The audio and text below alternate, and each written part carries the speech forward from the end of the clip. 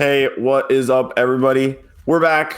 I'm back with another episode of GrandLine Grinders, your hopefully favorite One Piece TCG podcast out there. And one of your lovely hosts, DatHalfbreed. I'm back after taking a week off, which we'll get into more later. But we're here for episode 28, talking about the One Piece card game podcast again. I'm, of course, joined by my lovely eternal co-host, KebbieG. How you doing, Kebbie? I'm doing great. I did 2 of my 3 treasure cups. They rescheduled the Saturday one because of the snow. Oh, nice. Yeah, so that's going to be on Tuesday. I'm switching decks for that one. So we'll get into that when we talk about the treasure cups in between. But yeah. So if you guys are new to this podcast, make sure you smash that like button, subscribe. Definitely. Yeah, because all the YouTube stuff for the algo. And then, of course, we got returning again, our lovely friend Flaffic Fleet TCG. Damn, that's a tongue twister sometimes, man. But how you doing this week? I hope you're doing well. I'm doing all right. We love the alliteration around here. Yeah. Enjoying my Thanksgiving break, I guess. I got a weekend off, so that was nice. Didn't really do much on Thanksgiving. Just kind of slept and played some One Piece on the sim. But, you know, we take those. It was a good day. Yeah, definitely. In this economy, we take those. Yeah, I had a nice little Thanksgiving, too. I went to visit some family in Queens. I hope everybody else got to enjoy some time with their family and whatnot. Did you do anything for Thanksgiving, Kebbie, or were you just spending time with the little ones? So we went to my sister-in-law's, but that ended very shortly because the daughter did not feel all that great. So we left. Oh, your daughter? Or? Yeah. She threw up on the way to, and then she just never really felt that great. So we left about an hour and a half in. 2 hours in, so it was short, but still, got to see the family. Eat some food, hopefully. Yeah. So nice. Well, after a lovely Thanksgiving week, we can start talking about some One Piece, and we got this lovely top 10 power rankings here, and to no one's surprise, it's Ace Emu Zoro. And man, I guess I just gotta come out and say that I just took last week off because I got kind of depressed with the format. I was trying to play a bunch of games to prep for my treasure cup, but I just found so many of the gameplay lines to be so linear, and me constantly sitting there just crossing my fingers hoping they don't have it. They don't have the perfect curve of Marco, Jozu, I Am Whitebeard 10 drop, or, Searcher, Mars, Rusher, curve out 10 drop perfectly with a bunch of events up. So I don't know. This has been the roughest format for me in terms of trying to play games and enjoy them. But that hasn't quite been the experience for you two, my other 2 co-hosts, I believe, which is nice because I would hate for the podcast to be totally doomer. I mean, I think there's a lot of stuff that I am positive about and looking forward to, especially with OP14 and Worlds and stuff.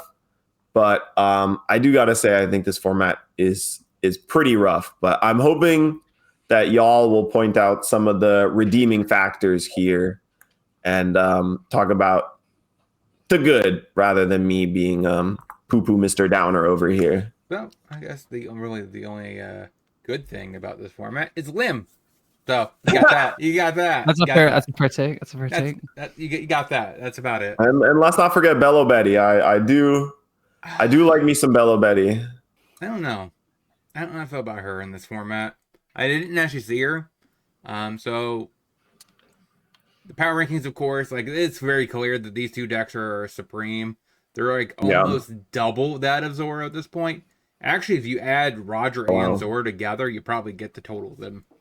So that's kind of bad. Zoro's getting left in the dust, and Zoro clearly we're going to talk about OP14 after this. It's kind of gone. So Zoro's short-lived in the sun, but we'll see. But rest of the power rankings, I don't think much has changed since last week, to be honest with you. I don't think anything has. Yeah, I think this is exactly kind of how it was last week. The deck that I think is actually maybe the better between 4 and 5 is probably Sabo. Weirdly enough, I just think it has a better match spread in general over something like Roger. I played Roger for the last 2 Treasure Cups. Yeah, I'm not exactly happy with it, to be honest. Yeah. As a purple lover, like, it is way too inconsistent. Like, the God hands you get, you could roll over and you get a 3-2, get 8th place in your Treasure Cup, like I did. And then the next time I go and I faced Zanji, then I lost to that one, of course. I faced Lim, lost to that one. And then I faced, I beat Red Green Purple Luffy, Red Green Luffy. But both players I've seen on Red Green were on the Chopper package. So interesting. So they were on the Animal package. So I beat that one, but then I turned around and I lost to Red Green Odin because I had a hand with 2 Ram spells and 3 10-drops. I'm just like, oh my god, bro! Like that whole 1-3 Treasure Cup experience, dude. Like I literally had hands with 2 ramp, rest 10-drops. I'm like, I have nothing in between, no mid game. It was just, then I ended up just going 1-3. I'm like, I know what I can do about this. It happens. It happens. So I'm like, you know what? I know Blackbeard is consistent. I'm going with Blackbeard on Tuesday because I know every single hand. I know how to curve out. It always curves out correctly. It has so many searchers that has so much redundancy that it's just consistent. Roger kind of needs something to make it more consistent. I don't even think the ACOS Roger is enough to make it where it's consistent enough to be a contender. That's just me. What do you guys think? Yeah, it feels like Roger really also needed some kind of like I am Gold Roger type effect or whatever, right? Where you could like maybe cheat out a 10-drop for less than 10. But the way Gold Roger works, that it's like you can't even play your 10-drop when you go up to 10 Dawn. You have to wait an entire turn after that, right? Because the first time you go to 10 Dawn, one of the Dawn attaches. So it's like tough if there's no Roger promo and also, you know, some weaknesses in the deck inherently. And the funny thing is, against Zanji, I was praying for the card that DatHalfbreed told me not to play. I played 4 of them, and I was like, "Where is my Katakuris?" Like he just playing and keep bouncing Vanderdecken. I'm like, I need my Katakuris. I need to untap these things so they don't get just Vanderdecken to death. Oh, it was not good. It was not good. Rough life. A rough life being a Roger player and an Emu Ace player format. Yeah. But Emu, so Flaffic, I know last week you talked a little bit about your Treasure Cup with Doflamingo, but are you still on Doflamingo or have you been playing some other stuff as well? I'm mostly just playing Dofi in paper. I'm still playing a lot of Ace on the Sim, mostly just because I'm still like missing some pieces in paper to play it. But I don't know. Yeah, I took Dofi to my Treasure Cup. I had a good time. I ended up going 2-2. It's kind of small event. We had 13 people, so there was a buy. I didn't end up hitting the buy, so it was kind of like whatever. But I don't know. I wasn't like super pleased with my play. There was a couple decisions that I made, especially in my Emu matchup, where like I don't know. I feel like in retrospect, even if I made the alternate play, I still wasn't winning that game. But like, I don't know, just like a couple of dumb decisions under the pressure of like, do I do this or do I do that kind of thing? Yeah. But all my other games, like, I don't know, I felt like I played to the best of my ability. It was just that one Emu matchup was like the first game of the day, kind of had some jitters going. Yeah, no, I'm enjoying it a lot so far. I've kind of like changed the deck up a little bit for my local meta. But other than that, like it's pretty much the same stock standard list that you're seeing going around a lot. I'm just kind of on 1 or 2 copies of Red Rock right now. I keep alternating back and forth. I like it at 2 just because I see it more, but like I have enough ways of like stacking the top of my deck and seeing my draws how I want to, that like I kind of hit it when I need to, even at 1. So like, I don't know. It's just nice to have the extra coverage. Yeah, I don't know. I mean, do you guys have something else to say about this format? Kind of, it just feels like, I guess my thing that has been frustrating is no matter what you could say about the previous like best quote unquote oppressive decks in the format, it always felt like the difference between a good one and a bad one was very big and very noticeable, right? Like back in the day when Sakazuki was everywhere, like a difference between a good Sakazuki and a bad Sakazuki was like very noticeable. And you could tell people who had gone through the motions and played the deck versus people who hadn't. And kind of the same was true for like Blue Purple Luffy, right? Where it's like, obviously you can get to a point of inevitability, but it still took like skill and planning to stack your top 5 properly, figure out what to take, doing Gum Giants at the right time and how much Dawn to leave open and that kind of stuff. But I don't know, maybe I'm biased, but Ace is a little bit better, but both Ace and Emu feel so like turn brain off type of deck. And not even the normal, like, because Zoro has been a turn brain off type of deck for forever. But at least Zoro is like a one-dimensional aggro deck. It feels like the upgraded modern version of Green Kid all the way back from set 1. And it's like you knew how that deck worked sometimes, right? It was like this plan of, okay, I'm going to beat you upside the head with my leader, but there is ways around it, 1 blocker isn't going to cut it, but if you play 2, there's some counterplay there. If you have effects that keep the leader locked down or stop the leader from attacking, it felt like there was a bunch of points of interaction, but it feels very hard to interact with both Emu and Ace because like Emu, you can't interact with the 7-drop stage at all. You just have to hold that. And Ace is like, it doesn't feel like there's any deck that can interact with Ace's like consistent 10 or 12 cards in hand. You have to be in blue. You have to have a pudding, or right? you have to have a Magellan. Like that's the only way to really contend with it. Yeah, it's like that. It's like 2 cards, not even mechanics, but like there's 2 cards that are good against Ace, which, like you said, I feel like Pudding and has a pretty good Magellan standing into it though. Like Blackbeard, the 10 drop just shuts off Ace's ability, and then it shuts off either the Whitebeard blocker or it could shut off a Marco, so they can't really do anything about it. So I mean, there's definitely play within Blackbeard to handle it. Like even Black Hole answers a Marco, and they don't get to draw. So kind of, but like it's still very tough to deal with Gold Roger, and yeah. I feel like Teach has to just expend a lot more resources to get over what Ace is doing, where Ace is just doing it out of a natural curve. Like he's not really having to overextend himself to do those things that Blackbeard would be overextending to out. I mean, yeah, definitely Ace is, it's kind of like self-explanatory what's happening and what your curve is and how you're getting your resources. So yeah, it's definitely an easy deck in that regard. But then again, there is a difference between an inexperienced and experienced Ace player, but it's, I don't know.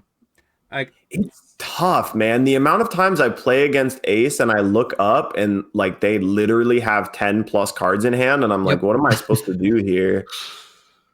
I even lost.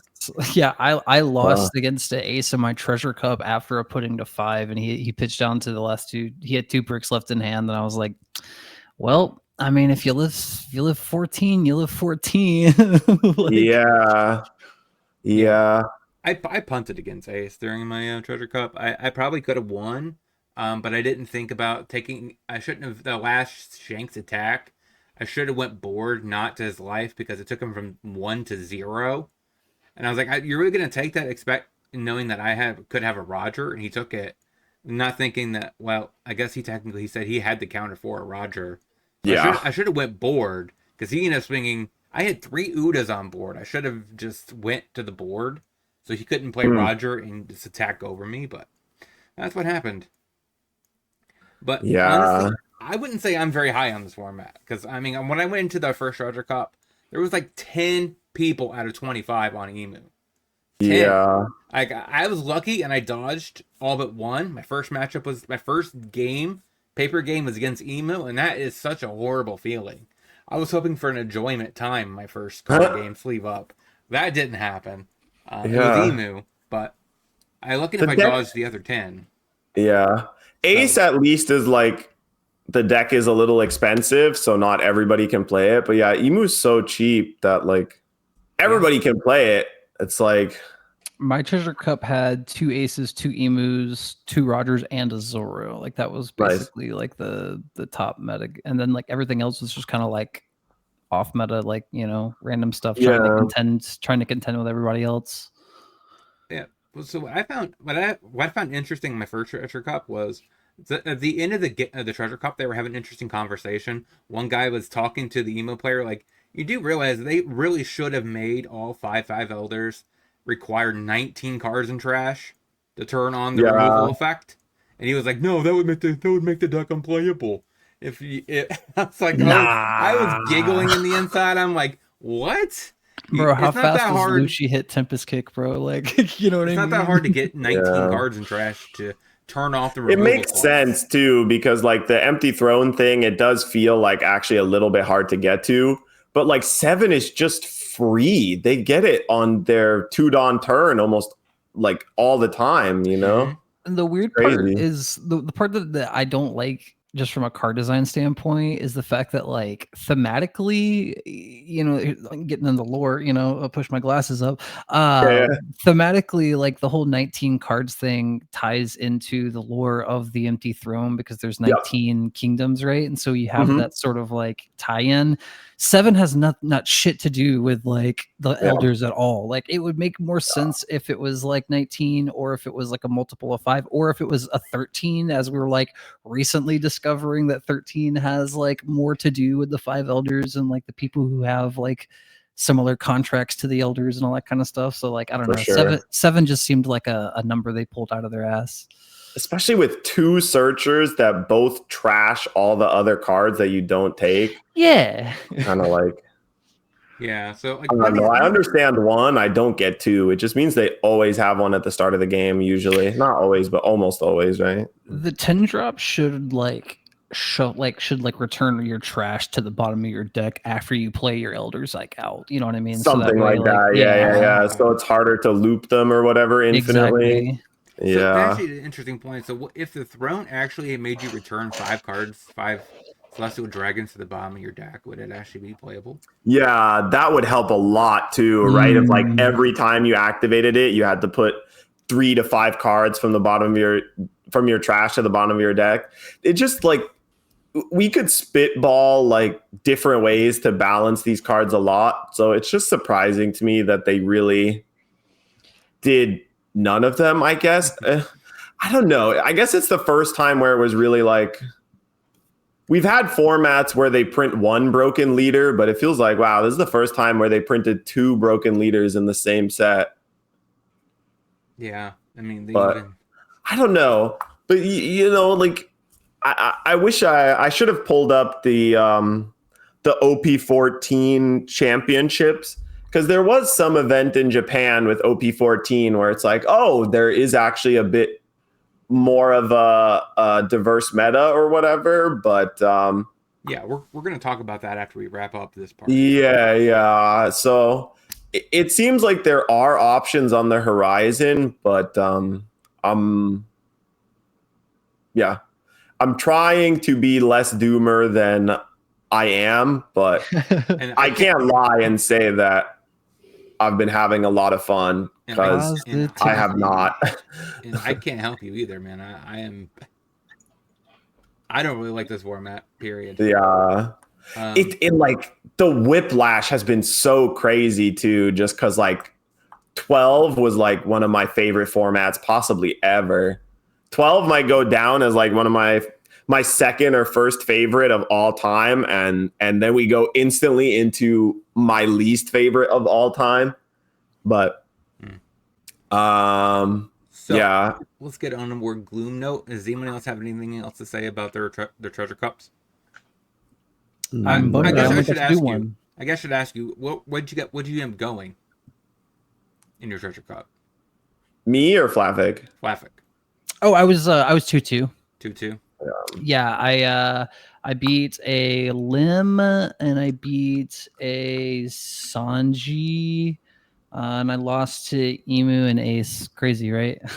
Yeah. We're going to talk a little bit more about amazing. Sanji because Sanji. But yeah, exactly. That is a good transition point, man. I'm hoping that gets good. So, looking at the East right now. So, look at this format, man. There's there's Wow. Boa, there's Ace, there's a Bonnie, there's a Mihawk, there's a Dofi, Emu, even Purple. We actually talked about this last week on the podcast, and I shouted out, I think this Luffy is going to be the starter deck for SD 31 to 36. Interesting. Because I think it's a leader that needs the help, and they love printing Luffys in them. Yeah, is there any new cards in that list, or is it just the old OG? They might have the new Nami in there. Oh yeah, that's fair. Yeah, the pretty Nami. Just one of, and they're on 9-drop Zoro now. And they have one Luffy. One of is crazy. That card seems so cracked. Well, I Yeah. mean, they're not really a defensive deck, so it makes sense. That's fair, right? yeah. They're more. I assume they just rather have DMG. Yeah, they have two of Fair, those. yeah, because it just hits anything. Oh, they're even playing some of the new Mihawks. Random one-ofs, yeah. So it's glad to see. I do think this is the deck that's going to get some love. Yeah. What does the Nico Robin do, though? That's like some weird promo that we're probably never going to get. If your character with the Straw Hat type leaves the field due to your opponent's effect, you could rest one of your Dawn instead. Well, that seems pretty good. So it's wow. Shiggy for yeah. It is a Tashigi for Straw Hats. That's pretty good. Yeah. And 4 of instantly because you can play it combination with Sanji Pudding. And it leaves the field, right? Not KO'd. Yeah. All right. I mean, that's pretty good. So basically we have to look forward to PRBO3 to get this thing. Yeah, I mean, the promo distribution is so rough. How do we still not have Young Girl? The promo distribution is rough, but having played Digimon when it first came out, I do appreciate the fact that the promos that they make aren't like extremely competitively viable for like the best decks in the meta, because that was like a huge egregious problem in that game. For sure. It sucks because in this game it seems like it's always like the pet decks that people like that get shafted in this regard. I mean, yeah, I wouldn't say that. I mean, you have Akos Rogers really good. This one's really good. So, I mean, yeah, but that's a promo that like we know we're gonna get soon, versus a promo that like we have no clue on Young Girl, right? And I agree with Flaffic that like they have found a decent sweet spot with the promos where they're not, the promos are not like format defining or mandatory, but they are kind of neat in certain niche decks. So it's sad that we don't have them, right? Like the 8-drop Roger is good, but I don't think it's like format defining or warping, gotta buy 4 copies if you want to play purple. Man. Green Red Luffy's looking really good. 4 copies of the Nami is definitely interesting. And and the Luffy also is pretty close to it too. All of your green Straw Hat type characters, when the original costs are 4 or more, gain +1. Oh, that's your turn? Yeah. But once per turn, if your Straw Hat type character were to be KO'd by an opponent's effect, you may arrest one of your characters instead. Wow. So you got Uber protection. Yeah, you got the Nami to protect your board and the Luffy. And the leader Luffy too. Because he also what's that Usopp even do? I haven't even read that one. If your leader has a film or Straw Hat type, untap 2 Dawn basically in the turn. Oh, just another version of that on play, untap some Dawn stuff. That's in a turn. In a turn. Oh wow, end of turn is pretty. Yeah. End of turn, 2 Dawn every time. Not bad. Yeah, insane in this deck. Yeah. Yeah.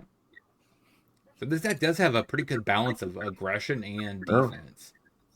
Yeah, 4 copies of the At Arrested Dawn Nami as well is interesting. Yeah, it makes sense in this deck. Lots of searchers, like an insane amount of searchers. You're just trying to find Zoro plus Sanji ASAP, I think. And this Luffy's really good.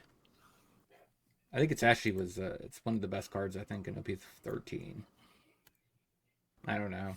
I think it's better now that you have the Nami to actually clear the way, but I've been not that impressed with it in a lot of other spots. I like messing around with it in Zoro Sanji. Yeah. I guess they play round table for the ace matchup for a couple things. Yeah, looks pretty good here, and they have Charlestown, of course. Yeah. This deck's getting to a nice spot. I like it.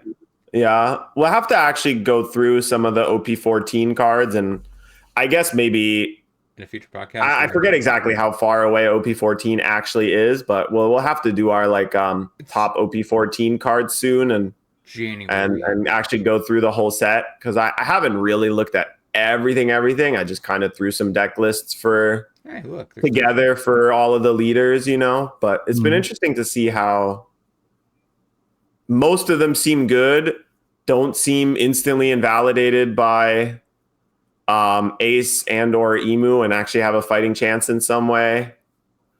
And there's a bunch of interesting new cards, right? And a lot of these results that you're pulling up are not nothing either, right? These are 1,000 man tournament events. Top 16 Sanji, 9-2 Jinbei, 9-2 Mihawk, 11-2 Dofi, right? You don't get those kind of records if the deck is fake. 8-1 Boa, right? These are all very respectable records. I think they're all really decent. And everyone's talking about, I think Mihawk is like the second best deck now. What people are thinking. I think it's better than Emu now. It's cool. Ooh. I guess you would like that. Yeah, they found a Supernova version. I've been playing just a very vanilla version of Mihawk. But this version is really interesting too, where you have all of the Supernova searchers. Yeah, and I think if I understood, Beppo is required. Wow, this one's not playing the secret rare Mihawk, playing Shanks instead. Very interesting, because the secret rare Mihawk has been really good, and when I've played it, that card has been excellent. But I'm surprised that people aren't playing it. But Law Beppo and Mihawk has been so sick. I love Law Beppo. The fact that that card's finally getting play after being around and not doing much is so sick. I'm sad to see there's no 7-drop Shanks.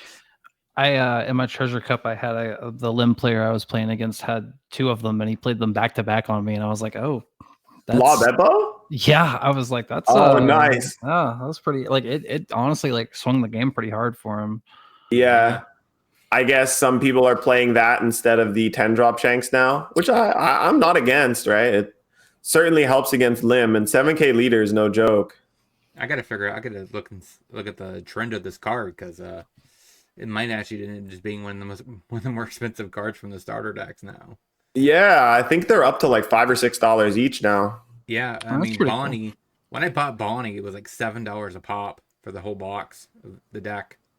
Yeah. Because nobody was buying it, and I bought it, 2 copies, and I'm like, no, it might be just paying off.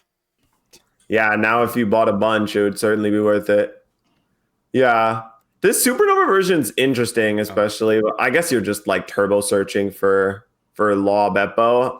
Yeah, but it did take top 4 Bonnie, really cool as well. We're just So yeah. I think we're back to some actual mid-range madness, which I can get behind. And like I said, there's no Zora to be anywhere in here. Yeah, it seems like the one OP14 leader that hasn't been doing as well, surprisingly, is Law. Everyone was super hyped about Red Law, but it seems like one of the only ones that hasn't showed up yet. It's kind of a bummer. Oh yeah, there's even a Gecko here. So yeah. Yeah. The really cool deck list that I saw people playing that I'm kind of super down for is people have been playing Yellow Bonnie and swapping it up with the the Thriller Bark package from OP14. They I all don't have know if you trigger. can find a list here somewhere, but it looked really sweet and it played nice too.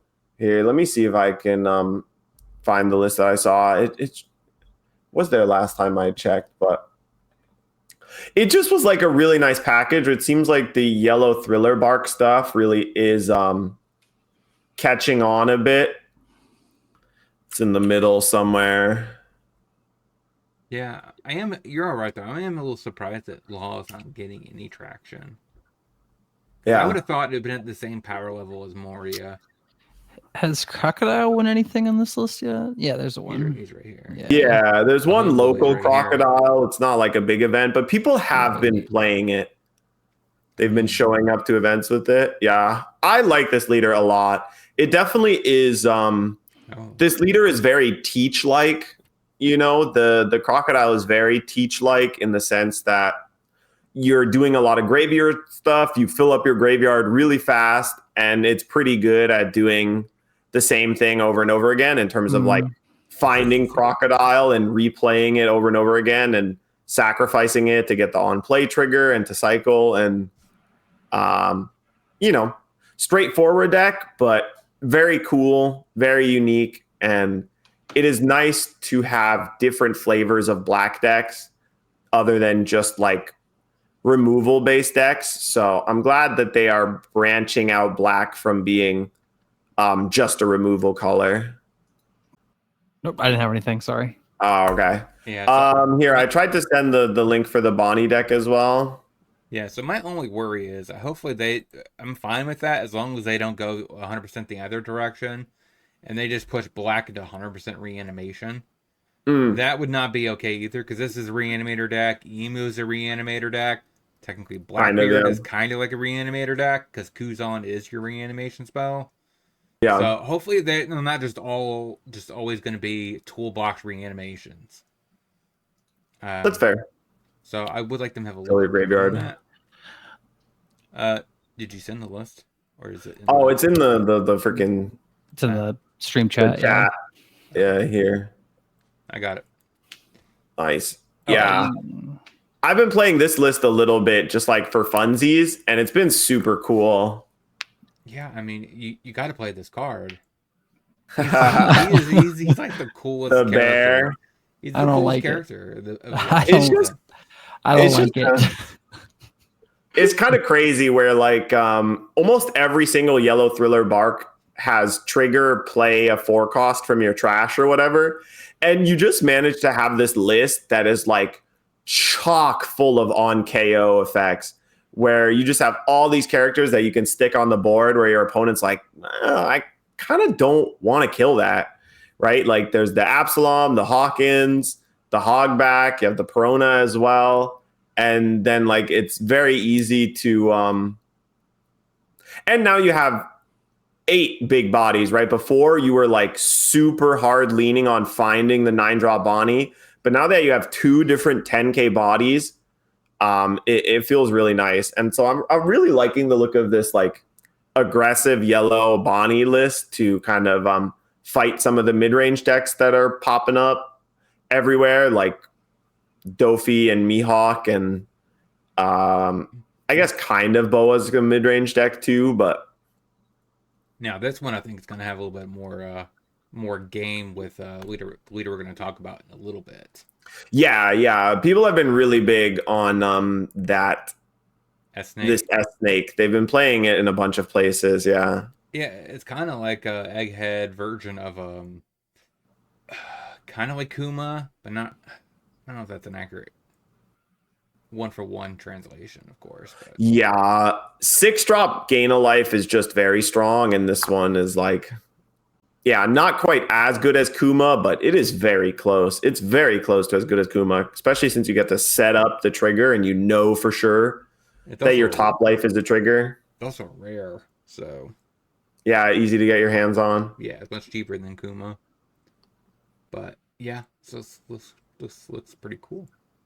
Yeah, I just like this type of stuff. I like when decks aren't just always like, okay, I have this leader, I find all the cards that have the same type as my leader, and I put them together. So when they have things like that that are different, where it's like, okay, we have this Egghead Bonnie card, but we're going to use Thriller Barks and it still works. Like, I like that. But besides that, yeah, I think this looks very good. It looks very promising. I know a lot of people are going to be happy because I think Mihawk is probably the best green deck now. Maybe, possibly. And so I think, you have anything else to say about OP14? I'm excited. Yeah, we'll have to see how it actually goes. It feels like it's not that far away, and people are actually really paying attention to it now, especially with how OP13's been looking, but we'll see. So now let's segue into the new spoilers. So we have EB04 coming out in the West. Now, of course, they spoiled this new Jinbei. I am kind of sad that it's not blue, you know? Yeah. But it's a 7-drop, 8,000 blocker. You may rest one of your cards. If your leader has the Fishman or Merfolk type, play up to one green character with the cost of 6 or less from your hand. So it's kind of like Sarahoshi support, maybe. Or potentially green Jinbei support. Yeah, green Jinbei. Yeah. But it is kind of wild that the character you play is not locked to any kind of type at all. So as long as your leader is Fishman or Merfolk, you can play any 6-drop you want, right? Whether that's like the 6-drop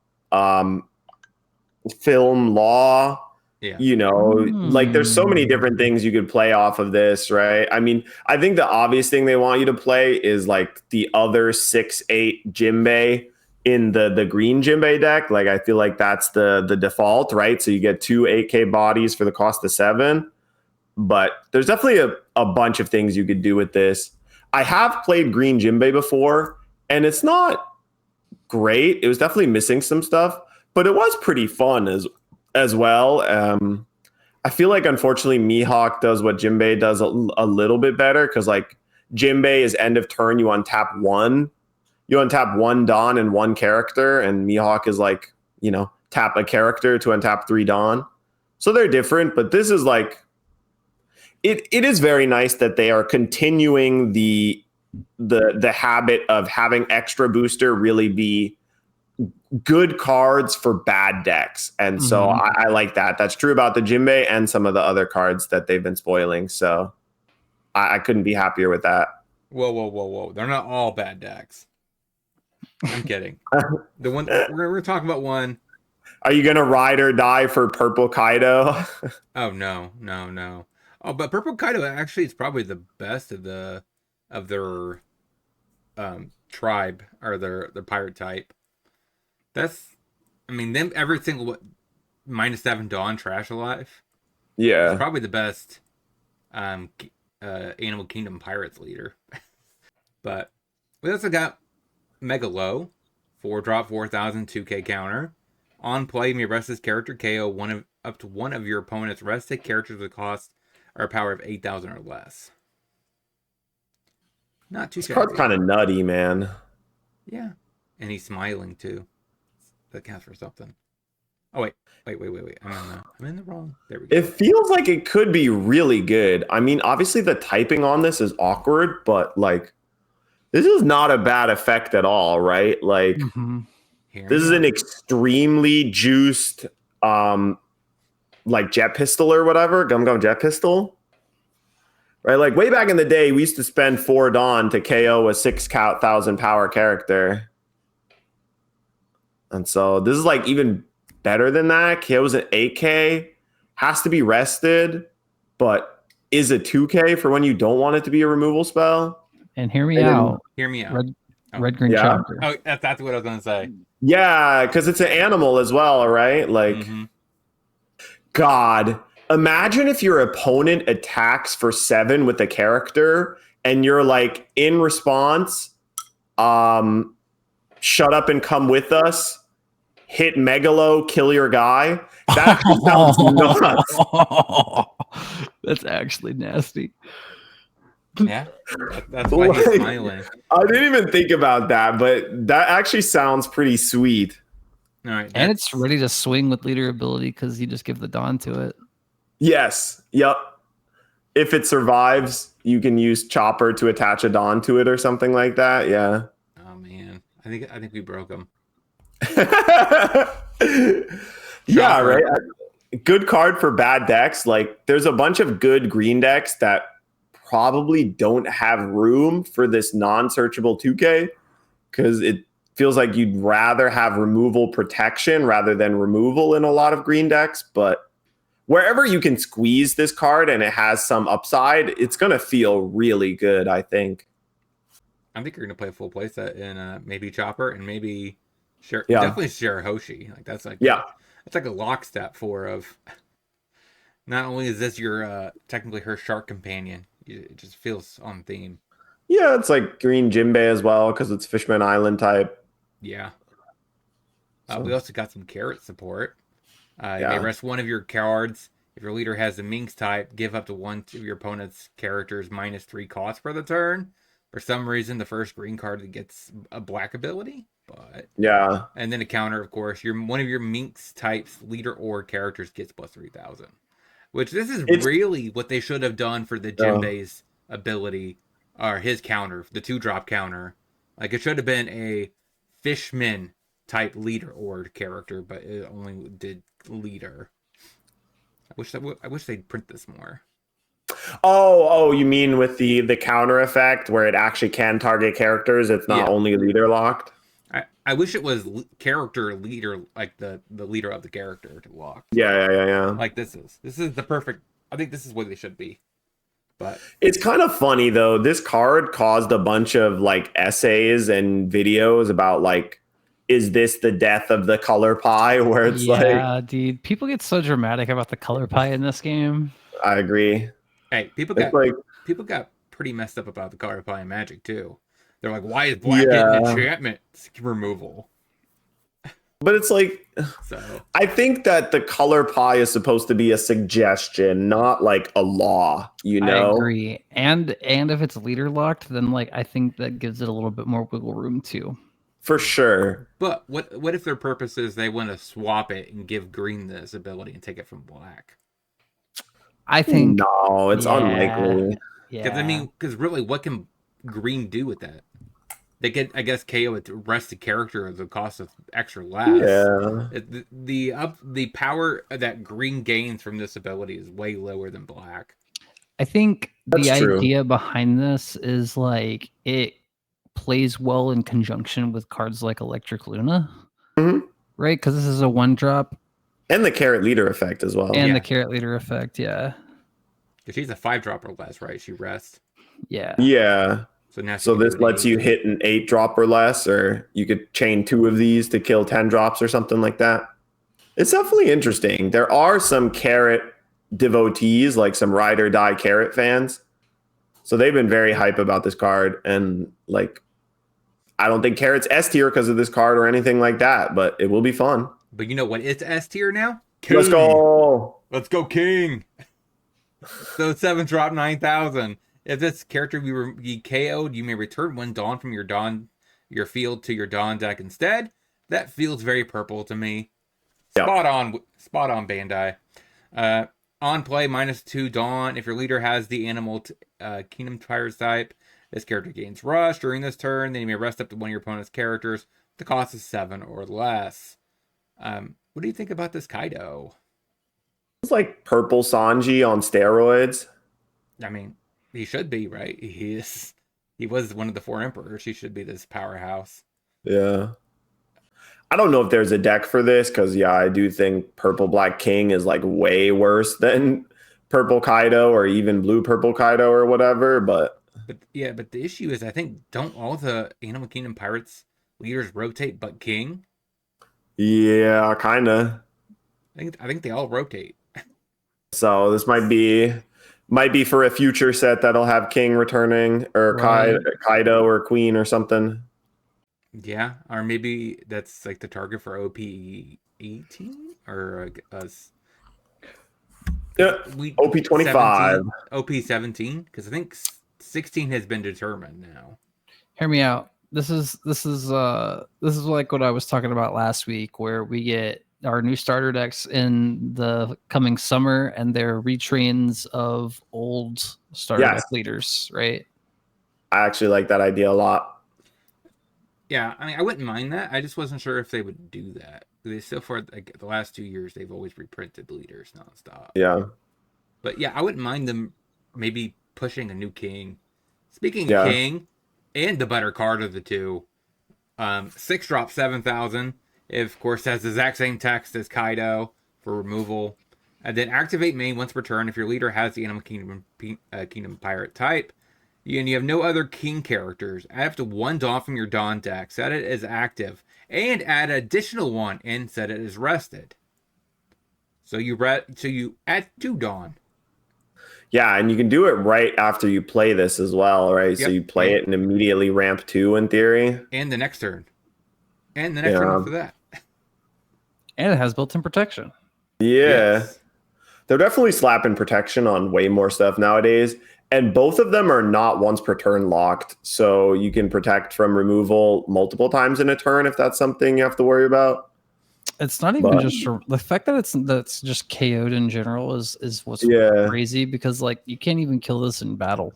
In combat, they just -1 Dawn. Yeah.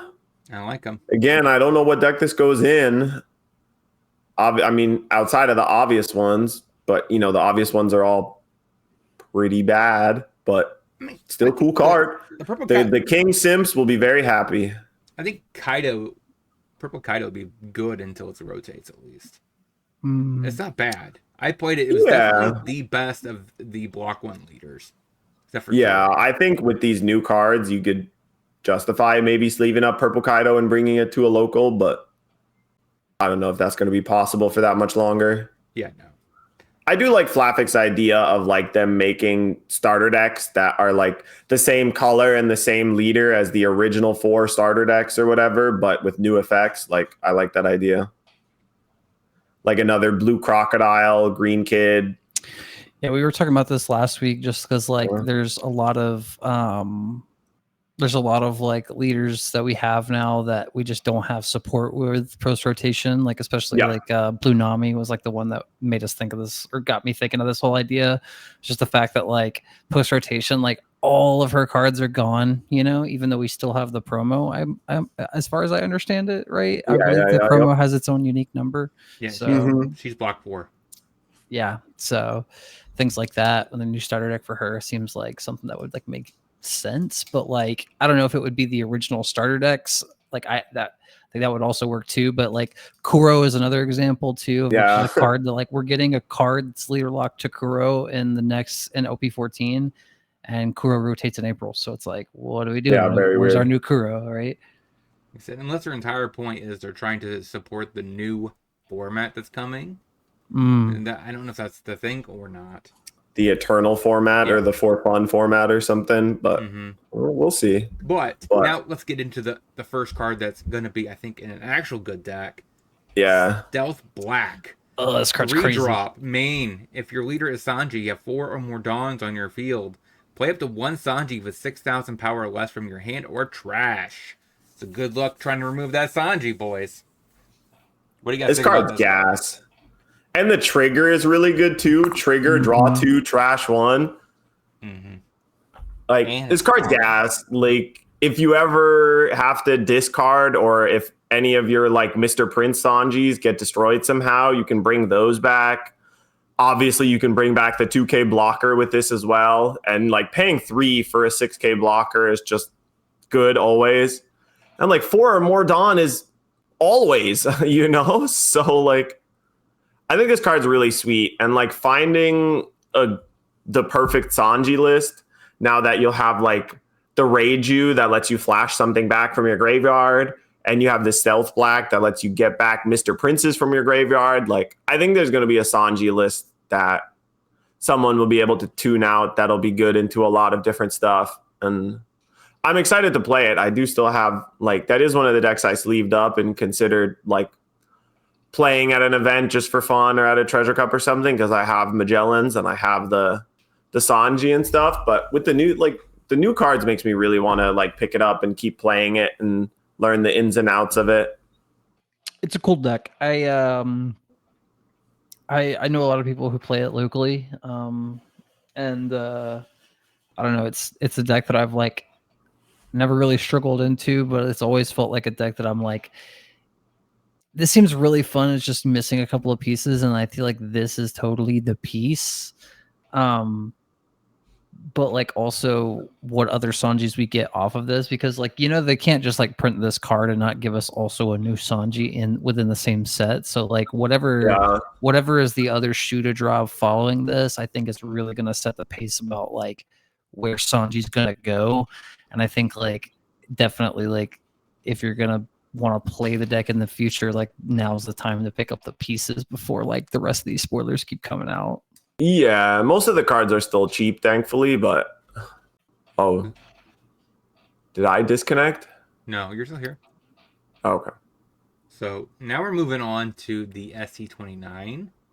And of course, the new Luffy. 5,000 attack. When attacking, if you have 2 or less life cards, draw 1, trash 1. It starts with 6 life. I mean, this might as well, like, the text might as well be blank. Like, you know, the when attacking is going to be relevant sometimes, but they could have just left it blank, too, and just been like, 6 life leader, no other text, here you go. It's still kind of insane. This is a first, but it's very unique.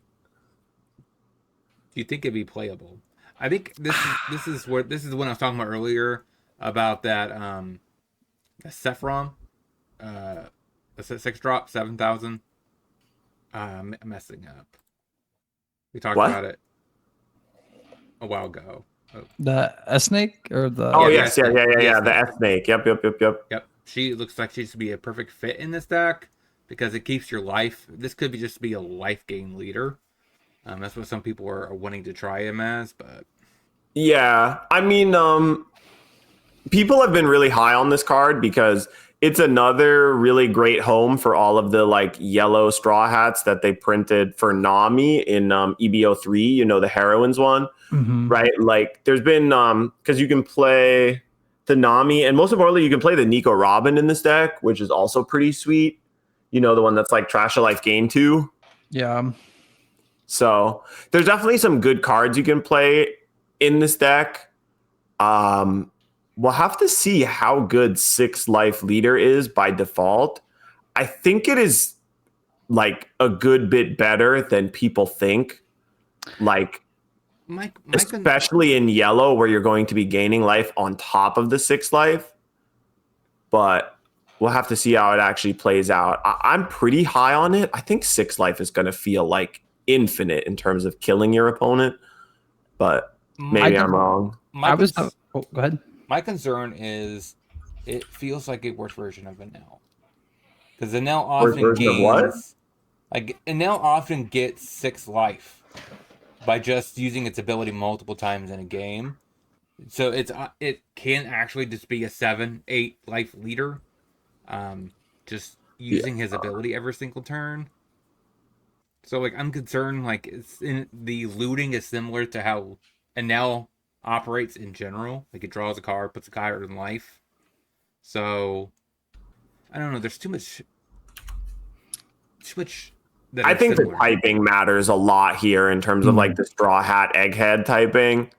But what were you going to say about the leader, Classic? I was going to say, I really wrote this guy off when I first read it because I didn't even notice the fact that it was a 6 life leader, right? Because I just see monocolor leader. I'm like, oh, 5 life, 2 less life. That seems mid, right? Yeah, for sure. What really put me onto this leader, and the more I thought about it, was the fact that like this seems like it could be a very cool toolbox type of leader just for the sake of like, sort of to your point of Enel, where Enel's idea is to do his best to play off of his triggers and force you to attack into his life. Whereas like this leader seems like it has more longevity to play the cards that we see a lot of that are just like take a life to do a thing, right? Because like you can play those cards with pretty much like basically impunity, right? Even though like, yeah, you could do the same thing with a Enel, but you have theoretically less life to work with and you're playing on more of a hairline, like it's very volatile, right? You could just lose if you're not sequencing yourself correctly. Whereas like I think this leader gives you a little bit more leeway, especially with the fact that you're going to be gaining life too, like you guys said. I don't know. I think like it's going to be interesting, like turtley, toolboxy kind of use my life as a resource type of deck. I don't know. Yeah, I mean, VP Theory brought up this probably is a good card for Charlotte Flampy, just because she comes down and she takes 1 life and draws a card. So, yeah, you can draw a lot for sure. You cast Zeus with impunity, like you don't give a shit. You're just slamming them, like yeah, for sure. So I could definitely see that aspect of him. I mean, I kind of understand your comparison of this leader and Enel, but I feel like again, the typing of this card seems to fix one of Enel's biggest problems, which was the mid game, right? Like Enel had really good expensive cards, but it was always getting there that was a little tough sometimes, especially against decks that were more go wide. But like, I feel like if you have a lot more answers with this Luffy, and also like a lot more time, you know, because Enel could sometimes die before you hit 10 Dawn to like gain a life and recover from your leader effect or whatever. But that's never going to happen to this Luffy, right? You're never just going to randomly die on 8 Dawn. Right. I also too, like, I think with Enel, like your whole point of like not having a good mid game, the Straw Hat package in yellow that we have is fairly good and consistent, and like will keep you alive throughout the mid game. And then like you don't have a lot of good yellow Straw Hat top end, but like then you just play whatever like good yellow top end that you want, right? And you go back into like the toolbox idea where you could just play like Piss Kids, you could play you could play the new Bonnie from 13. Like there's tons of stuff you could play, you know, off because it's egghead typing. Yeah, the new Bonnie has been a big one. I like it. I'm excited to try it. I you know, green is my favorite color, but yellow has been a close second to me for a while. Like, you know, you guys know I played a bunch of Enel and I do really like that leader. So I will give this leader a try for sure. And I will try and, you know, get the starter decks and buy some cards that are good for it. Like I saw some Japanese channel had a list for the Egghead Luffy deck list that I kind of vibed with. So there's already some interesting stuff going on there. And definitely like we should just fan through some of the cards really quickly. Like most importantly, the Sanji is the big one. Like the Sanji is really sweet. Yep. So 4 costs, 5,000, 1K counter. On play, look top 4, reveal a Straw Hat type. Add it to your hand, put the rest at the bottom of your library. Trigger, trash 1 card from your hand, play this card. I think 4-drop searchers are just pretty strong. Like searchers that can both attack, you know, like when it's actually a 4/5 and it's not like, you know, I think it's really strong, and the trigger really helps as well. It's a nice little searcher. And then because people very often also play the Lilith, the new like 1-drop yellow searcher that searches for a card with trigger. So it's like it's easy. You can loop searchers in that way. This thing finds itself too, which is nice. You know, it can find Sanji as well. Yeah, and I think the trigger is sweet, right? Where you play this for free, you discard a card, and then you find a new card to replace that. So I think this is like a key part to making this deck work. Okay, and then I know there's the Zoro, and people play that Luffy too, surprisingly enough, the old man Luffy. Mm-hmm. I love the artwork. It's great. Yeah. One of your Luffy cards. Yeah. It's like the, you know, the Rested Dawn Nami or whatever, but it's 1-drop yellow, attach a Rested Dawn type thing. It sucks that it's only to your leader, basically, because it only targets Luffy's. But the fact that it has trigger is huge, too. Trigger, play this card. Like, yeah, having a 6-life deck where you also have so many triggers is also going to feel good. And then, yeah, we have Zoro. Rush, 8,000. And then activate main once per turn. You may trash 1 card from your hand. If it has a trigger, draw 1 card and give 1 up to run Rested Dawn to one of your leaders or characters. It's all right. Player. Yeah, it's reasonable. It doesn't have any counter, but the fine secret rare. These two are the secret rares, right? So yeah, you get a super rares, but yeah, super rares, yeah. So 6/8 rush is a good stat line. Mm-hmm. And it makes sense, I guess. Your super rares from the set are your number one and your number two in the team. Yeah. Yeah, I mean, the deck isn't like anything. I feel like when you look at it and all the cards, there's nothing that's like immediately broken, but there's like a snowball of a bunch of little pieces of advantage that I think will add up to something. So, I don't think it's going to be busted, but I'm expecting it to be like a B to B plus tier deck, but we'll see if I'm a little overhyped on it. And there's one more card I want to cover, at least. The card that I'm most excited for. Look Yeah, out. wow. Who's on support finally came. Like, I've been saying that this leader needs it. Like, it's only a few cards away from being a legit contender. Yeah. A 5,000. You get one card in EBO 3 and one in EBO 4 again. Yeah, so 5-drop 7,000 / blue guy. On play. Navy type. Yep. Navy DeRosa. Ooh, DeRosa. So it also could be a Usopp card. Maybe. Not really. On play, you may trash 2 cards from your hand. If your opponent has 6 or more cards in their hand, your opponent places 2 cards from their hand at the bottom of their deck in any order. So good card against potentially ace. And then you have a Dawn, put a Dawn on an attack. You may trash 1 card from your hand, give it to one of your opponent's characters minus 2,000 power this turn. Now that is some good line attacks. It's a consistent Kuzan Sprock, while also being a great on play. Taking 2 cards out of your ace's hand. Pretty good there. What do you guys think about Ishu? I really like this card, and it's going to sound super greedy, but as a Kuzan enjoyer, I wish it had plus 1,000. Counter? Plus 1,000 what? Counter. Oh, you wish it had 1,000 counter. That is fair.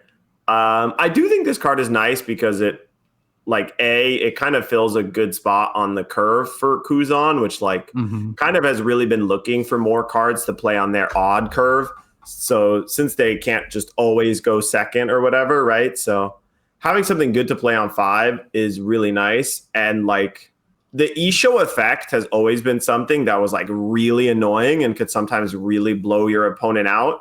And that was when it was on an 8-drop black card. This effect on a 5-drop, I think, is so pushed because it means it's going to hit almost every single time. Because on your 3-Dawn turn, you're likely going to attack your opponent and they'll take a damage just because they want to unlock some of their life cards. And then on your 5-Dawn turn, you can just slam this to make them pitch 2. The no counter is going to be rough, but this is definitely going to be a card where you have to think about this card playing against Kuzan. Because if you don't and they hit you with it more than once, it feels like GG, Yeah, it's like that annoying hit after they attack you with their leader, you take it, and then they just pudding you. Same kind of thing. Yeah. Same kind of feeling. This is going to do exactly the same thing. They'll hit you with Kuzan, you'll take it, and then immediately fall up and 5-Dawn this, and then you're like, oh. Yeah. What I like about this card most is also the fact that it's got a beefy enough stat line that it's going to be easy enough to counter out of most hits against it. And it's got a trash a card on a stick. So it's just activatable draw card anytime you want. You're going to be able to loot every time you swing with it. Makes combat a lot better too, because -2 when attacking is one of those things that it doesn't seem like a lot when you read it on a card, but it makes defending the attacks from this thing also very, very, very tough, right? But in the modern day player's defense, they will now know this effect because they will be facing so much emu, and that blasted 7-drop or C6-drop that just -2,000 off of one of your attackers. That's true. Oh yeah. Yes. Yeah. Now everyone knows this effect now. They know that effect is good for sure. Obviously Nostro is a little bit better because it has rush, but still. Yeah, but I like this because it's actually a good stat line, right? It's an 8,000 attack, and it gives you a benefit for that. So, I mean, the most leaders are 6,000 or 5,000, so you have usually plus 2,000 attack on it, so you're expecting a 2K and a 1K at least. So I think it's actually really good, and plus you're not really sad to put this down after a garp, right? You garp into this, and you're just like, okay. Yeah, not the worst, but if you get the discard off of it, it's gonna feel hella good. It is, yeah. You're just like, I mean, technically, you could just loot 2 times, right? You could just loot twice without using. Yeah, that's true. second You can half. just discard 2 and draw 2, even if you don't get the discard, even if they don't have the discard 2. But I'm just also imagining games where, like, imagine if you're playing against red, blue, ace, and you hit 10 Dawn, and then you play 2 of these. If they have 8 cards in hand, and they go all of a sudden they go from 8 cards to 4. That sounds so good. And plus, you get to play pudding, so you get you get both of them. Oh, that feels so good. I gotta double check what exactly the card they printed in, because they made some kind of Hina or something like that, right? Yeah, they have one that where you can, but so the card that they printed for Kuzan that you could discard a card, it only does the 7,000, I think. Oh yeah, it's the card that returns something with base power, but it's exact power. It can't be more or less. Yeah. But they have another Navy on the set that allows you to bottom deck a 4-drop or less. But it doesn't trigger. Yeah, that was the one that was like... But that doesn't really work with the Kuzan's looting ability because it doesn't actually discard a card. Ah, the 6-drop. Yes, okay. Yeah. Mm-hmm. It's a 6-drop. So, I mean, Kuzan's getting pieces here and there. But I think it's missing a 3-drop. It needs more 3s, doesn't it? Like, yeah, for sure. It only has Sengoku, I think, on the 3-drop turn. Yes. Yeah. Yep. So it needs a little bit more support in the early game. Yeah, you have Tashigi and Sengoku. So one other early drop would be nice, but a 5-drop helps a lot. So you're not only on 4s and 6s and 8s. Yeah. But this is definitely a card I wanted to touch with today, because as soon as I seen it, I immediately messaged DatHalfbreed just today. I was like, look at this thing. Look at him sweet. Go. Nice alternate art. It's only a rare. Like, this is the perfect type of card for extra booster. So it's like, I think they have been doing really well with the extra booster sets. Yeah, because especially since I didn't know how much more Kuzan support we were going to get, because I didn't see any more on the docket. Wait, so are these EBO4 cards are going to be in our OP14, right? It's going to be purple, blue, and green? Or purple, blue, and green, yes. Okay. Yeah, because we've seen some green here. Yep. Purple, and then the one blue card so far, yeah. So green, purple, blue. Is this that yellow, red, and black are in the other set, which is why I think the leader for EBO4 will be in the 15. Because I'm projecting, like I said, I think it's Kuma. Which makes the most sense. It could be. Or they could do the interesting choice, but I don't think they would, which would be the Joy Bonnie. I seen that. The Joy Boy Bonnie, yeah. The Nika Bonnie or whatever. That would be cool too. Yeah, I seen her in today's episode, and I was like, oh, that's cool. Because they haven't even done that as a card at all yet, right? Like, I don't think they've seen Nika Bonnie on a card yet. Yeah, they need to print that. Is it on the manga Bonnie? It's not, right? I don't think so. I don't think so either. But yeah, so what cards are you excited for out of these spoilers? I'm excited for the yellow Luffy as the leader. I think that card is going to be really interesting, and I'm excited to hopefully pick up some yellow cards again, because I feel like I haven't been able to do that for a while. And the stealth black card I think is also interesting. But yeah, we'll have to start talking about OP14. I'm most excited for OP14. I'm trying to make sure that I can't actually go to all the OP14 pre-releases and finally get back into playing paper. But man, simultaneous release is so exciting. Actually seeing cards spoiled in English for the first time is so sweet. Yeah, I mean, this is different than that, right? This is literally, we're getting this first. Yeah, it's not a translation, it came like that.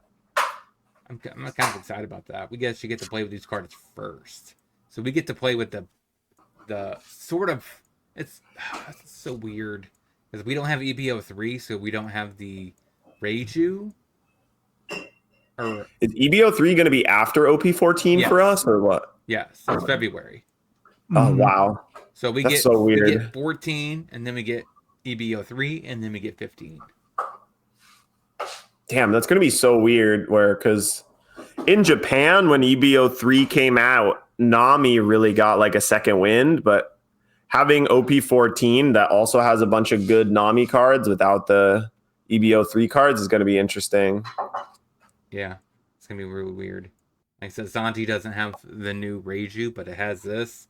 Yeah. So, like, it gets a little bit of a boost, but not fully the full. Yeah, but the new Reiju is the real winner. I don't know. This is pretty good, though. Yeah. So, do you have any closing thoughts about any of these spoilers, Flaffic? No, not really. I mean, I think it's super cool that we're getting to see English spoilers before Japanese ones for the first time. I think that's like the coolest novelty of all of these cards, to begin with. But I don't know. The only card that I'm like super duper jazzed about that I think is really going to be like something we're going to see a lot of is the Stealth Black. That's a card I'm super excited for. Megalo is cool. I think that's probably the next most likely card we're going to see a lot of in the future. But I don't know. That's a card that's kind of like, where's that going to go is a big question. So nobody's excited about King, huh?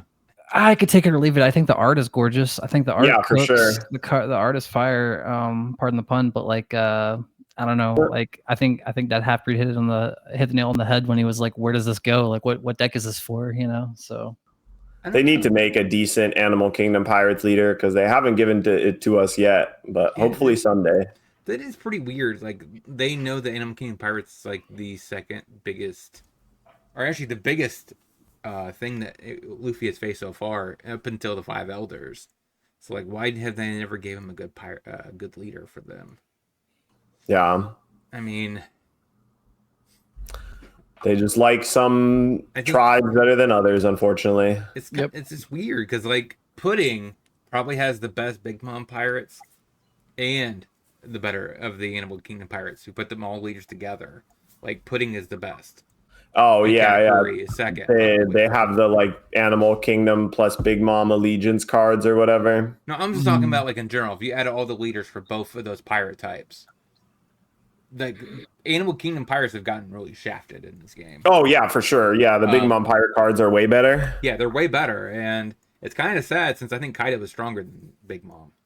Like, all right. Well, now we're getting into dangerous power scaling territory, but. Yes. I got all the people that are Big Mom fans in the comment section. Like, how dare this guy say that Kaido could beat Big Linlin in a fight? I don't know. But anything else you guys want to talk about before we get into closing? Worlds is going to be interesting because I think Worlds is still going to be OP13, unfortunately. I'm not sure. I know Nationals is going to be at least. And Worlds might be OP14. I'm hoping that it is. But, get what you can while you can. I'm still going to be praying for a January ban list if at all possible. But who knows? Maybe we just have to hold out until OP14 shakes things up again. But for me, this was definitely like this will go down in history for me as the dark ages of One Piece, where it's just like, I hate to repeat myself, but I'm having this is less fun to me even than the Sakazuki era. I'd go back to the Sakazuki era where it feels like at least I could play Purple Luffy and Enel and feel like I'm a little bit better than 50-50 straight coin flip. Mm-hmm. But they do find a way to keep getting me hooked, the people at Bandai, where it's like even if the competitive format is not that great right now, it's like the spoilers look sick. Obviously the anime and the manga is still amazing. And I always have something to look forward to, even if I'm not enjoying the gameplay as much as I used to right now. But I do gotta agree with that statement, because that's one issue I've had with Magic the Gathering the past year. Is we've had set after set after set where I'm looking at these cards and I'm just like, I really don't care. Except for why do I care? Tell me why I should care. Yeah. Except for the cons. I mean the Tarkir set, right? We went back to cons. That was a great set because we had like Siege Rhino, baby Siege Rhino and stuff. But every other set, there's a bunch of throwbacks, but like there was nothing that got me excited. Bandai does put out cards that make me interested every set at least. So I just love One Piece, so like I'm For sure. always down for whatever Bandai's throwing at me. I'm just a fan. Yeah, I do love One Piece. I will always love One Piece. That's for sure. But closing question I want to ask the panel. So is there a world where pros don't want to attend the Chip World Championship because the meta stinks? Oh No. hell no! And they end Hell up having no. to do No. an emergency ban No. before Worlds. Nah. I Nah, think this pros meta's don't care. fine. I think this meta is totally fine. I think like especially too like I mean obviously people there are things that people don't like, but like if you are playing within the top like 3 decks, like there's some fun matchups to be had. The Ace Mirror can be fun. Ace and Yeah. Emu is fun. Ace Mirror. Emu into Zoro is fun. You know, like I don't know. There's things to be found enjoyable within the format that I think like especially like the pros and stuff, like I don't know, there's still something to chew on I guess I should Yeah. rephrase my and something to question. look forward to. Yeah. I guess I should rephrase it. What if the viewership they know is going to tank? No, they don't care about the viewership. They that don't much. care They about don't. the They don't care viewership. about people watching. No. If they give It's a just shit like about the the viewer, oh go ahead. the numbers are not that big enough to be relevant or whatever. This isn't like the Super Bowl where we're talking about millions of people watching, right? It's like Worlds will get maybe they're lucky if they get 1K to 2K viewers or whatever, right? Yeah. And that's just like, you know, a mid-tier streamer or whatever, right? There's plenty of streamers that do more than that. But they're going to hold the event no matter what because the event is advertising for them regardless who watches, right? And I think Flaffic is right that like it's not necessarily inherently a bad metagame, and I don't even know if they need to like ban anything. I want them to personally, but it's just a meta that's a little hostile to me as a tier 2 and brewer enjoyer, right? Like it feels like it's the roughest meta to be a brewer and trying to play a tier 2 deck just because like the gap between the tier 2 and the tier 1 decks feels larger than it has been previously. And there is like 3 tier 1 decks is not like a small amount, right? In theory, that's like a healthy meta game if you have 3 different deck options that you can play that are all decent. But it's just rough for me as somebody who really likes to brew, mess with other stuff. You know, it really feels like if I want to play a lower tier deck, it feels like I need to either enter a lower tier tournament or, you know, get really lucky. But no, I agree. We're in a very transitional period, I think is the best way to put it, just in the sense that like 13 introduced a new level of like power creep or power scaling or however you want to put it, right? Whether you want to see it as power creep or you just want to see it as like this is the new level of like, you know, we're in block 4, we've hit like our entire range of design space that the Bandai team has been trying to cover. So now we're in this like, okay, this is the One Piece card game now, you know. So like, yeah, it is a bummer, but like to the point of like the production, like they definitely don't care that much about the production because like I don't know if you guys have ever tried to go back and like watch VODs from old Worlds, but like they're almost impossible to find on YouTube. Like one time I was like trying to scrub for footage of like Sakazuki Worlds, could not find it to save the life of me.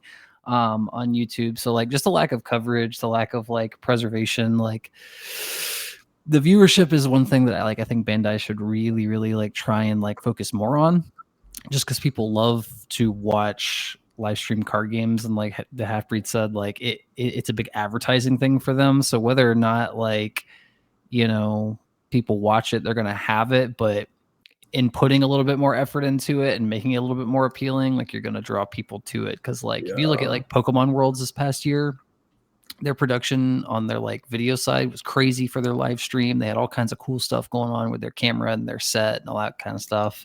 And it was drawing a lot of attention, even in the One Piece community. Like tons of people were talking about it and comparing it to some of our events and stuff like that. And just like showing us like, you know, obviously Bandai's not going to put in like Nintendo Pokemon money into their tournaments, you know, 3-4 years into the game's lifespan, but you know, something closer to that would be nice. Now, I only asked that question because I know people projected that the reason why the bannings from Magic the Gathering happened so quick after I think Georgia's showdown tournament, because it was like, supposed to be one of their bigger ones, Probably nobody showed up. Nobody wanted to play the format. Nobody wanted to watch the format. So like they did it, doing an emergency banning Cauldron or actually VV from the format from standard. I didn't know if we were at that level where pros don't even want to touch it, because pros didn't want to touch that one. That's why I was asking. Yeah, I think it's a little different, both because like Bandai isn't as reliant on pro play as Magic the Gathering is in some ways.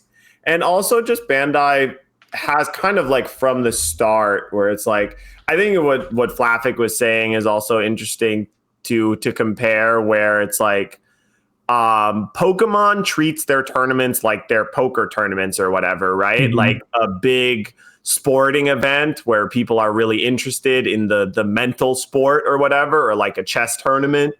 But Bandai really just sees it as like, oh, we're just doing Comic-Con that happens to include a card game tournament, right? Like the One Piece Worlds is like secondary to them, as it is like this is really Bandai Card Games Fest, right? Where it's a con, a convention where people go to hang out in the actual live space.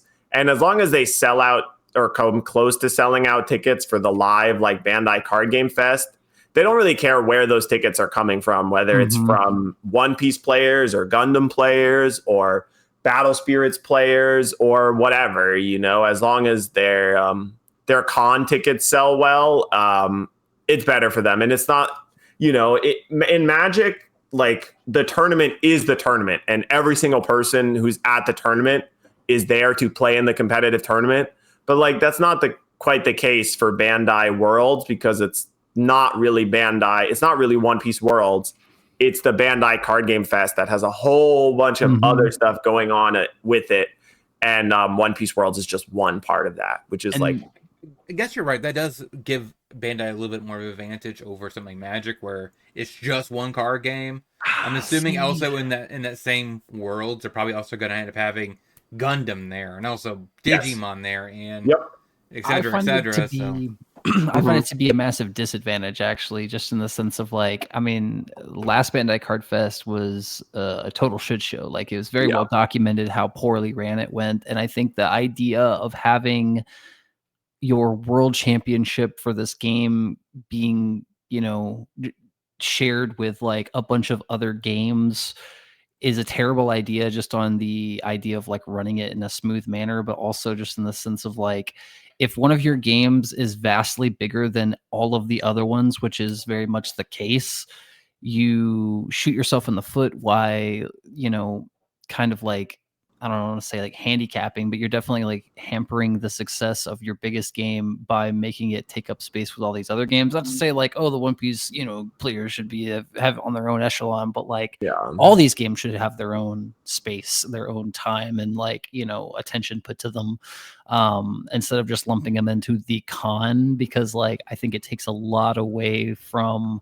the competitive like drive for this game, because like, you look at a game like Pokemon or you look at a game like Magic, and you can very clearly see the path to, okay, I want to get into competitive X or Y. I know step A to B to Z to like get to Worlds, right? And it's very clearly laid out before you. It's very much not the case for One Piece. I played this game for a year and a half before I even realized that Bandai Card Fest was what Worlds was. And like, how do you qualify? Brother, I still don't know. I still have never looked up how you actually qualify for Worlds, because like, I'm not trying to make that push, but like, it's not something that is very clearly stated or like pushed from the marketing standpoint. You know what I mean? Like, there's not a lot of like stuff on the Bandai website of like, hey, you want to become the Pirate King? Like, click this and learn more about organized play. Like, there's not a lot of that going on, whereas like Pokemon, like, it's constantly in your face. It's like, organized play this, championship points that, fucking go to Worlds, get 300 points, we'll pay for your stipend, that kind of stuff. Like, it's very well documented and laid out for the player who's trying to get into it, versus One Piece, where it still seems very obfuscated for like little to no reason, when like the game has become as big as it is.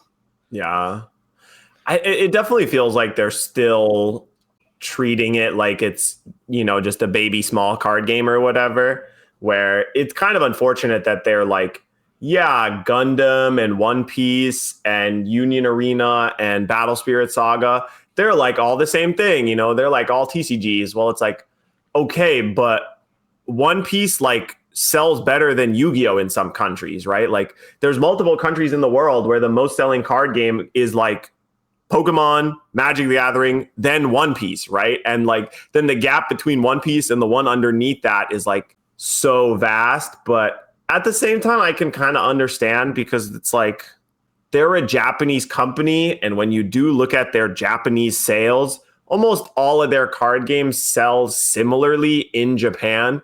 It's just that the outside of Japan market is so big. And so it's like I can understand sometimes the way they behave. And maybe they'll start working towards Pokemon because you did remind me, like Flaffic, you did remind me that like Pokemon has been around as a card game since like 98, I think, or 2001. Yep. 98. So long as I've been alive, that game's been Yeah, around. so the card game has been around for a long time. And it's different than One Piece. And maybe once One Piece gets to its 10-year anniversary is when we'll really have worlds all by ourselves or whatever. For sure. But Pokemon only I'm got hoping to it like happens faster than that. Yeah, but we should. Yeah, so one thing I want to, but is One Piece the only one that's going to simultaneous releases? I believe so. So clearly they know that One Piece is the biggest card game they have. Otherwise, they wouldn't have this push to go to simultaneous releases. Well, Digimon's behind. I don't know about Gundam. Is that technically, are they behind here over to the east? I think Gundam has been simultaneous release from the jump, but I might be mistaken. But yeah, I mean, they should know that the game is doing well if people are demanding simultaneous releases. I think with a simultaneous release too, we're going to start seeing a little bit more push for the Western market, like kind of bouncing off what you were saying to Halfbreed of just like, you're right. Like it is a Japanese game and like all their games kind of sell the same across the board. But I think they're starting to acknowledge the fact that One Piece is doing so much better here in the West and is picking up because like, if you look at One Piece, just historically, One Piece has always been kind of a gamble in the West. Right. And it's only within these last like couple years that it has really blown up to the level that it has and like really gotten out of the gate and gotten into the like cultural zeitgeist of American like pop culture and stuff like that. So like I think it's just a slow like we'll get there whenever the buyouts for this game have been insane recently in terms of like prices of high-end cards spiking like crazy for collectors and stuff like that. Like every card named Luffy feels like it's gone up 50 to 100% in the past couple of months, but yeah, we'll see. Yeah, so this podcast is going a little bit longer. Yeah, for sure, definitely. It's always hard to keep it short. Yeah, no, it's all good. So, Flaffic, go ahead and give us your closing, shout out your channel, or do all that kind of stuff. Yeah, I don't really have anything to shout out this week. Mostly still just like working on some content, getting some things cranked out. I've been working on some more Leader Labs episodes, working on Brook here soon. So I've got some Brook leaders cooked up, some extra complimentary cards going on with that. Can't wait to discuss. But other than that, yeah, we're just rocking out and enjoying life.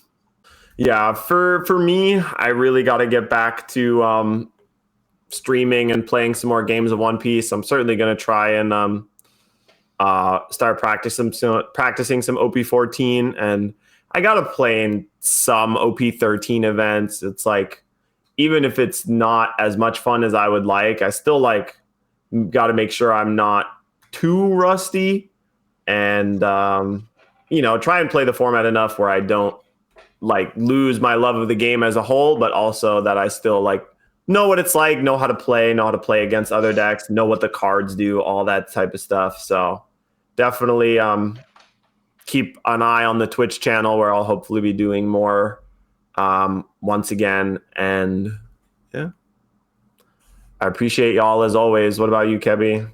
Yeah, so I'm still trucking through every leader. Now I'm on OP11, so I am getting very close to actually finishing this giant thing, this avalanche of just every leader. So like 11, 12, 13. Plus I have the miscellaneous ones like Grape Luffy, ST21 Luffy, and Ace Gate. So like I have those like miscellaneous ones I have to do still, but I am like 4 weeks away from being done. So I'm happy about that. Because then I get to focus on, I think I want to do some budget stuff on my channel after that. So that way I can start working towards, like $50 decks maybe. And playing them. And I think that would be a good additional thing. I might be able to play Lim for $50. So like, yeah, there's definitely some spicy stuff there. Yeah, budget emu deck. Yeah, that's funny. Oh, no, please. But on a side note, last week I did play Purple Black Luffy. I think I cracked that case to have. Like you actually found a list that you like that's decent against emu, or I think I cracked a list that's actually just good. Nice. I'm excited. Hopefully we'll talk about it next week. I'll have to send you the list. Yeah, I'm down. Feedback. I actually think it's really good. I did all ranked and I just annihilated people. Nice. Oh yeah. W's for Purple Black Luffy, which finally gets his dessert. And make sure you smash that like button, subscribe. We'll be back next week, probably talking about more EB04 spoilers, because I'm assuming it's going to be trickling out next week too. Oh yeah. Or this coming week as well. So hopefully we get some sweet purple cards that I'll talk about. It's like the perfect set, because I get new purple cards, DatHalfbreed gets new green cards. Yep. It's just like, it's a perfect combination. And then somebody will pick up the slack and talk about blue. I promise you someone will. About the blue cards. As long as maybe they'll make another Doflamingo card that Flaffic can talk about throwing in his deck. As long as it's Kuzan support, I'll talk about it on the channel. Otherwise, I won't talk about blue. Blue is my favorite color in this game. Let's go. Blue and purple. Blue purple. So you like blue purple Luffy, huh? Blue, purple, and red are my favorite colors. I've yet to actually sit down and play blue, purple Luffy. I'm a fake fan. Fake fan. Red, purple Luffy is my favorite deck though. Yeah. But that deck's sweet too. Until next time, have a great rest of your day. Until next time. Yeah, and we'll talk to you guys then.